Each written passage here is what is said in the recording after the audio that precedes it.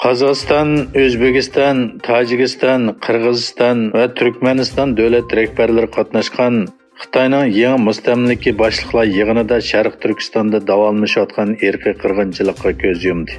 Savdo, mablag' silish va diplomatik aralashish orqali O'rta Osiyodagi ta'sirini kengaytmoqchi bo'lgan Xitoy prezidenti Shi Jinping payshanba va juma kunlari Xi'anda o'tkazilgan tunji navbatlik Xitoy O'rta Osiyo boshliqlar yig'iniga qatnashgan O'rta Osiyo rahbarlarini qizil gilam silib kutib oldi. Yana bir tarafdan kishilik huquq tashkilotlari rahbarlarining o'xshash dini va madaniyat qimmat qarshi bo'lgan Sharq Turkistondagi Uyg'ur, Qozoq va boshqa turkiy millatlar uchrayotgan qirg'inchilikqa ko'z yumganligini aybladi.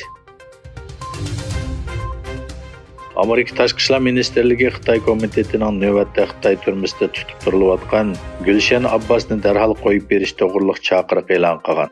Amerika Tashqi ishlar ministrligi Twitter orqali e'lon qilgan chaqiriqda mundaq degan: Gulshan Abbos ishonchlik bo'lmagan faktlar asosida ayblanib, Xitoyda 20 yillik qamoq jazosiga hukm qilingan. Biz Xitoy Xalq Jumhuriyatining insonparvarlikni chiqish qilib, Gulshan Abbosni qo'yib berishni talab qilamiz.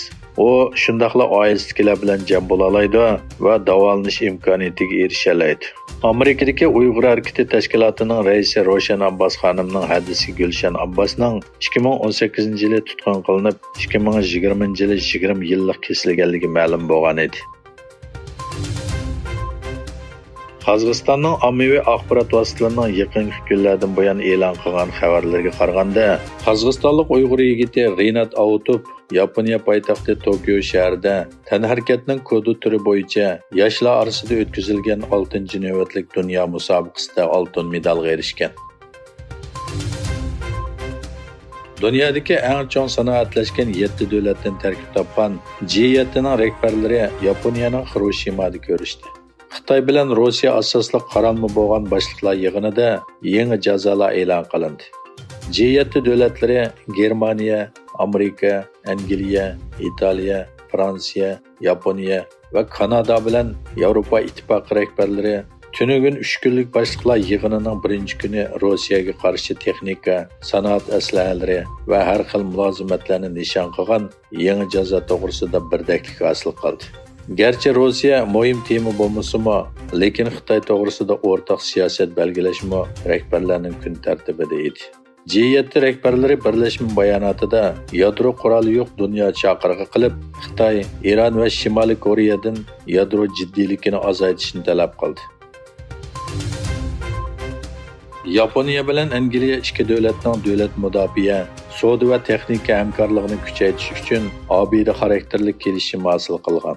Bunun bilan ikki davlatning hamkorlik munosabati yanada kuchayib, yer shari strategik sheriklik darajasiga ko'tarilgan.